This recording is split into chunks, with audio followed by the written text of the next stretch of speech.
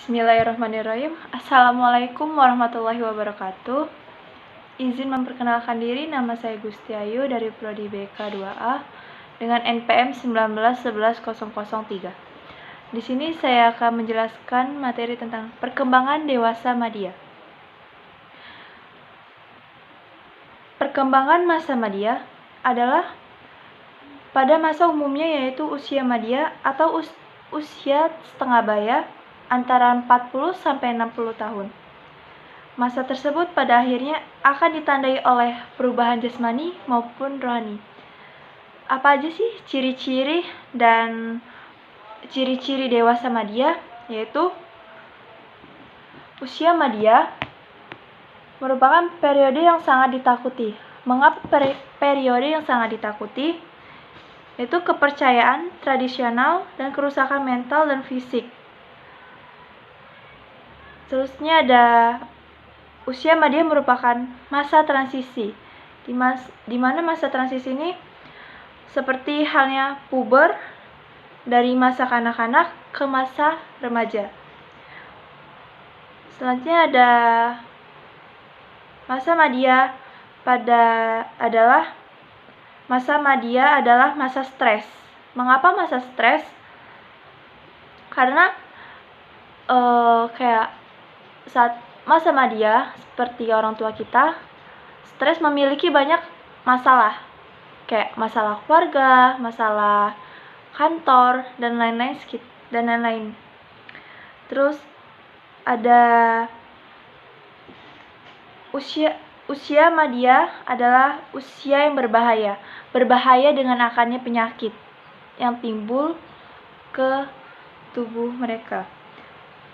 Terus selanjutnya ada usia madya adalah masa berprestasi. Usia madya adalah masa evaluasi, dan usia madya merupakan masa sepi. Mengapa demikian masa sepi? Karena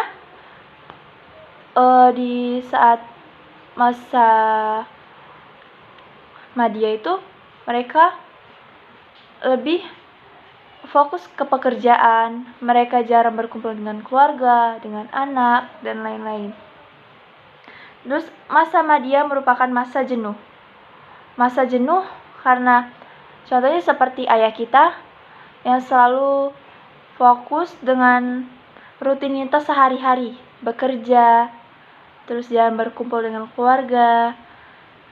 Sedangkan kalau wanita, para ibu hanya menghabiskan waktu untuk merawat rumah dan anak-anak.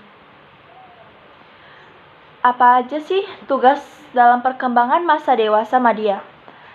Tugas perkembangan masa dewasa madya itu menurut Hafik Hars, tugas perkembangan adalah tugas yang harus diselesaikan individu pada fase-fase atau periode kehidupan tertentu. Dan apabila berhasil pencapaiannya, mereka akan berbahagia. Sebaliknya pun begitu. Kalau mereka gagal, mereka akan kecewa. Menurut Harlock, tugas perkembangan usia madya itu yaitu 1. Tugas yang berkaitan dengan perubahan fisik. 2. Tugas yang berkaitan dengan perubahan minat. 3. Tugas berkaitan dengan penyelesaian kejujuran. 4. Tugas yang berkaitan dengan keluarga. Selanjutnya yaitu kondisi fisik dewasa madya. Biasanya kondisi fisik pada masa dewasa madya terjadi pada perubahan pada mata, pendengaran, dan daya tahan tubuh mereka. Di sini ada kondisi sosial masa dewasa madya. Selama masa dewasa, dunia sosial dan personal dari individu menjadi lebih luas dan kompleks dibandingkan dengan masa-masa sebelumnya. Pada masa dewasa ini, individu memasuki peran kehidupan yang lebih luas, pola dan tingkah laku yang berbeda dalam beberapa hal yang lebih mudah perbedaan, tersebut tidak disebabkan oleh peristiwa-peristiwa kehidupan yang berhubungan dengan keluarga dan pekerjaan. Selanjutnya ada kondisi pekerjaan dewasa media. Sesuai dengan possession diri kita sendiri, minat dan bakat atau sesuai dengan kemampuan diri kita, yaitu di mana tempat bekerja yang tidak menyenangkan akan menurunkan semangat untuk bekerja. Oleh karena itu, kita harus membuat kondisi kerja yang nyaman dan menyenangkan sehingga kebutuhan fisik terpenuhi dan menimbulkan kepuasan pada diri kita. Kondisi religius saat masa dewasa media. Banyak orang yang berusia media, baik pria maupun wanita, yang tertarik kepada kegiatan keagamaan. Mengapa demikian? Mungkin karena saat mereka masih dewasa awal, mereka lebih mengabaikan agama. Saat masa dewasa media, karena mereka berpikir kayak waktu, rezeki atau kematian itu diatur oleh Allah. Jadi mereka mulai fokus kepada agama, tertarik kepada agama. Yaitu contohnya seperti saat dewasa media, terutama pada wanita. Banyak di sekitar kita kayak ibu-ibu pada pergi ke masjid untuk mengadakan pengajian. Contohnya seperti itu.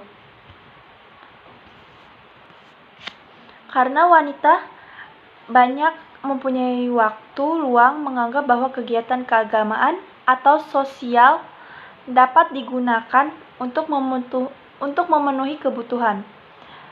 Selanjutnya, kebutuhan-kebutuhan di masa media. Kebutuhan-kebutuhan masa media dapat digolongkan dalam 5 tingkatan, yaitu kebutuhan yang bersifat biologis, kedua kebutuhan rasa aman, ketiga kebutuhan sosial, keempat kebutuhan akan harga diri, kelima kebutuhan untuk berbuat yang baik. Sekian dari materi dari saya akhiri. Wassalamualaikum warahmatullahi wabarakatuh.